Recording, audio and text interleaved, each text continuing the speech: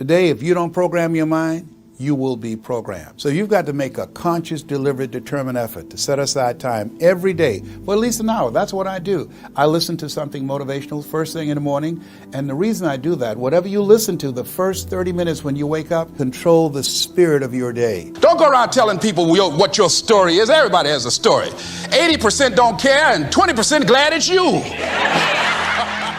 Things I want you to begin to do right now is to take a brave look at your life. Look at your life right now where it is. So let me ask you some questions. As you begin to look out on the future, look out on this year, let's take personal inventory. What has brought you here? As you begin to look at the things that took place this past year, did you get out of it what you wanted? Did you achieve the goals that you set out to achieve? What part of your life or what things did you do that you don't want to be a part of your life? Are there any people, as you begin to look at your life and look at where you want to go and what you want to do, are there any people that might be some dead weight that you need to think about unloading? Because what you have found through that relationship, that it's more toxic than it is nourishing, it's more debilitating than it is empowering. And so now you've got to make a decision. See, many of us won't be able to move forward because we're not taking true inventory of our lives. As you begin to look at your emotional, your spiritual, and intellectual development, how many books did you read? How many seminars did you attend? How many classes did you take to begin to develop yourself professionally, to improve your craft or your skill? How many new things did you learn? Just take some personal inventory, just thinking. Beginning to know yourself. What are the things about your past that has influenced you right now? What's your philosophy of life? What are your beliefs, things that you feel very strongly about? What are some of the things that you have picked up along the way that you've been doing them for so long you think that they're you, that you need to begin to re-examine them and perhaps get them out of your life? See, a lot of things we do unconsciously because we picked it up somewhere in life. A friend of mine out of Chicago named Rhea Steele, I was at her house to have dinner, and Rhea, who was born in Chicago, has a tremendous Southern drawl. After I met her mother, I said, where did Rhea get her Southern drawl from? She said, my sisters came up from Kentucky and they used to be her babysitter. And she picked it up while in their presence. And Rhea still has that drawl. What is it that you've picked up somewhere in life that might be a liability to you? What fear, what beliefs that you're holding on to tenaciously that's no longer allowing your life to work? It's not enabling you to produce the results that you want to produce in your life. And you're still clinging to them. See, as we go into a new world, there's some old behaviors that just won't fit. What are the events? What are the circumstances? What are the people that have shaped you? Just thinking. What are the things that you need to let go? Some things that have cost you pain, that's stifling your growth and development. What are those things? As you begin to look at your profession or your career, what is it that you need to do to begin to upgrade your skills or your knowledge? To continue for you to be competitive in the marketplace. As you begin to look at yourself and ask some of these questions, what is something that you're good at? Are you living your passion? Are you living your dream? What do you regard as your greatest personal achievement? What is the one thing that other people can do to make you most happy? Just think about these things. What would you do if you had 1 year to live and guaranteed success in anything you decided to do? What would that be? What would you do with your life if you had it to live over? Getting to know yourself. What is one value, one deep commitment from which you would never budge? What is one cause that you would like to become involved in to make a difference on the planet? I work in the Cook County Jail in Chicago. It gives my life a great deal of joy and fulfillment. Have you found something like that in your life that you could enjoy doing, working with people? I have a friend that's working with physically handicapped people. She said it's been the most rewarding experience she's ever had. She used to be a constantly depressed individual, always feeling sorry for herself. It has changed her life. She's a grateful person. She's found something that she's lost herself in. What is your biggest setback, failure, or defeat of the past year? What is it about you, if somebody really knew, they wouldn't get into a relationship with you?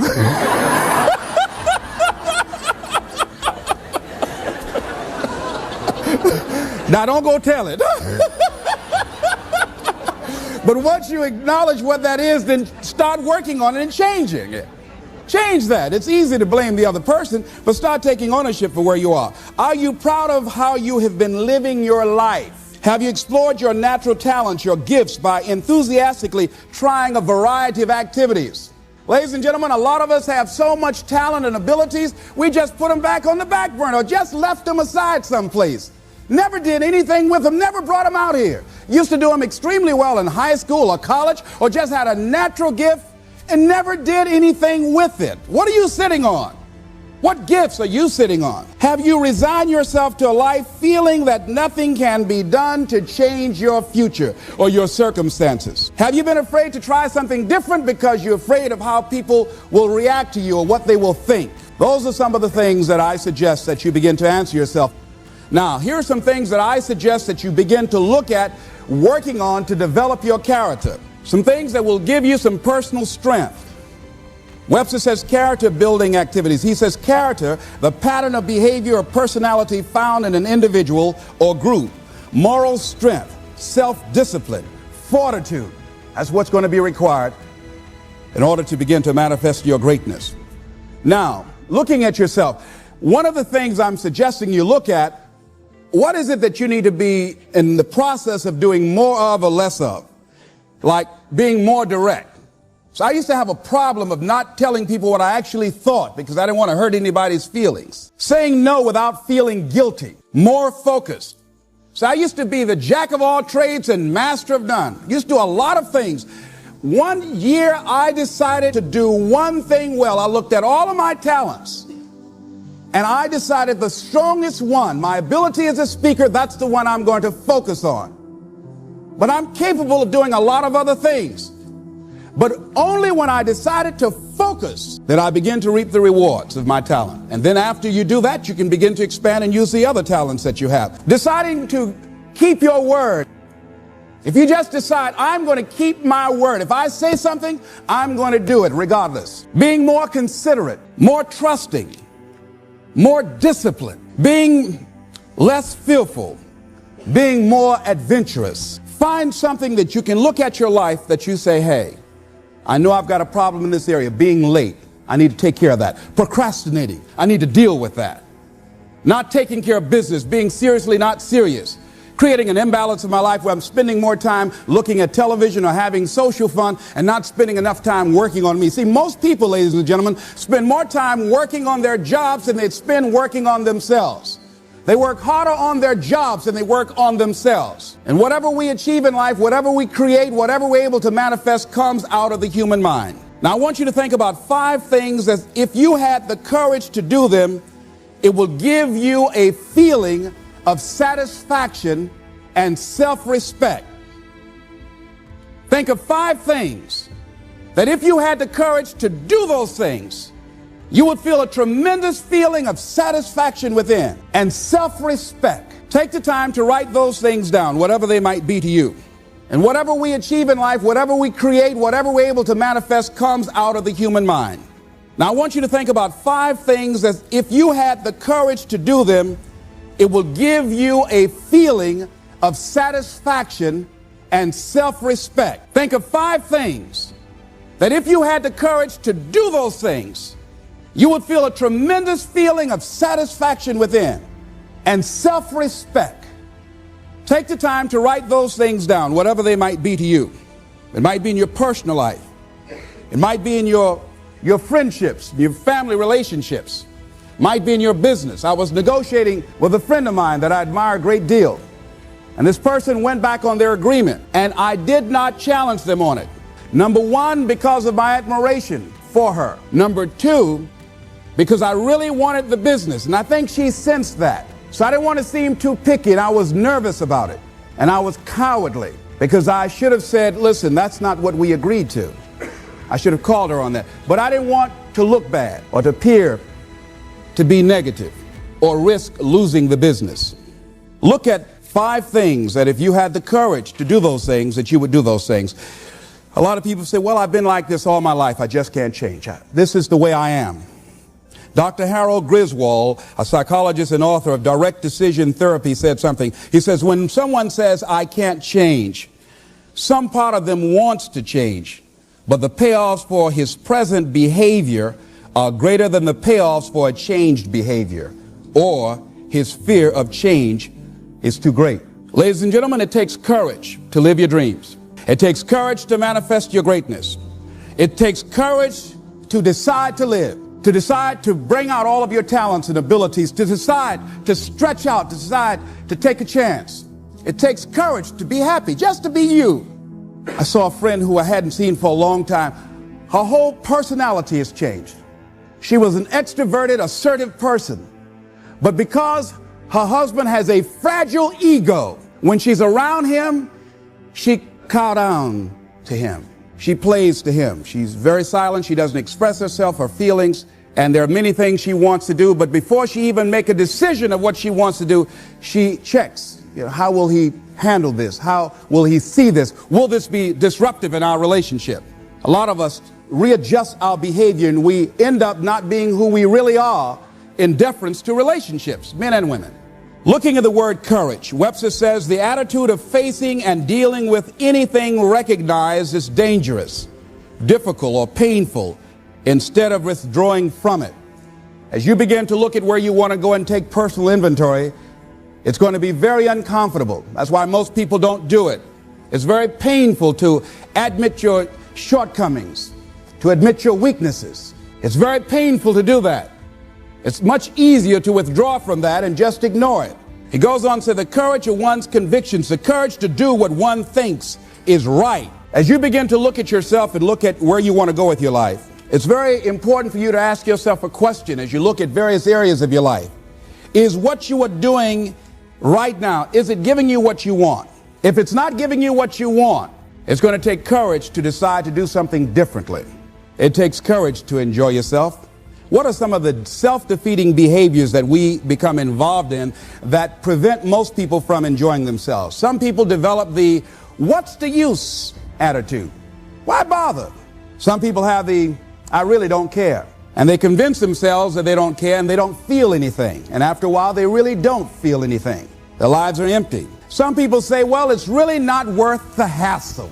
Just too hard. It doesn't bother me anymore. The fact that I'm not living out my dream. The fact that I'm capable of doing more and I'm not doing it. The fact that I'm content but I'm not fulfilled. The fact that I'm not living my dream. Tom Rusk and Randy Reed in a book called I Want to Change But I Don't Know How said people go through life many times playing it safe. He says that's the secret hope, that they say to themselves, if I never let myself feel too good, maybe I'll never get hurt too badly. A lot of people don't ever do the things they're capable of doing because they allow themselves to go along with the crowd, following the crowd. Many people have things they want to do and they find themselves in relationships with people who are addicted to mediocrity, and they allow their behavior to influence their behavior, following the crowd. Many people don't do it because of the fact that they allow their lack of self-confidence to immobilize them. I remember when I wanted to go into business for years, that was an agonizing thought in my mind. I wouldn't try it because I didn't believe that I could make it. Of the 5 things that you would like to do if you had the courage to do, I want you to pick one thing. Pick one. And here's how to set it up for yourself that will help free you and get you unstuck. What is the worst thing that can happen if you do it? What's the worst thing that can happen? Let's say going into business for yourself, or changing careers, or getting a divorce, taking some kind of chance of something that you've always thought about doing, but you just haven't done it for whatever reason. What's the worst thing that can happen? Do the worst case scenario. Now, when you do the worst case scenario, you write those things down, the worst things that you fear would happen. When you name your fears, that puts you in control. What are you afraid of? Name it, write it out so you can look at it. Confront that fear. What is it? I'm afraid that things might work out. What else, Les? I've never been in business. Okay. What else, Les? Well, I don't have all the help I need. Okay, good. What else, Les? Well, I don't have enough money. All right, good. What else, Les? Well, I don't have a college degree. What else? I'm not as good as those other guys that I've seen up there speaking. Okay, what else? Well, that's all I can think of right now. Okay, good. Now that takes you to the next step. What are the benefits? What are the benefits of your acting courageously, taking life on? Well, part of what happened was that I felt better within myself, and I had a strong sense of self-respect. Going into business for myself, I made a lot of mistakes. Sometimes I was down on myself. I felt stupid. I felt dumb because people who were in business said, why would you do something like that? Well, I didn't know. Boy, were you really dumb. And I used to chime in with them. Yes, I guess I was. I didn't know any better. But the other thing is, I had to say to myself, but I did it. I did, even if I made a flop of it, I did it. I took the chance. I took the leap. What are the benefits of your acting courageously? Whatever it is that you've identified, write the benefits down and then focus on them. Focus on the benefits, not on the liabilities, not on your fears. Focus on the benefits. That which you hold in consciousness tends to manifest itself. Think about how good you feel. Think about the level increased self-respect, the sense of self-worth that you'll feel. How good you feel getting up in the morning, looking yourself in the mirror because you're taking life on.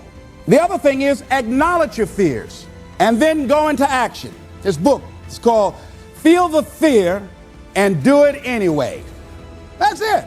See, I believe anybody who's ever done anything, who's ever taken a chance, doesn't mean that they are not afraid. Courageous does not mean being the absence of fear.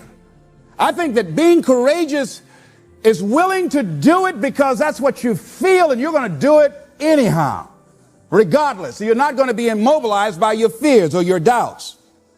You admit, okay, I'm scared to death. Now, okay, what is it that I must choose to do? Go ahead and experience that fear, but don't let that fear immobilize you.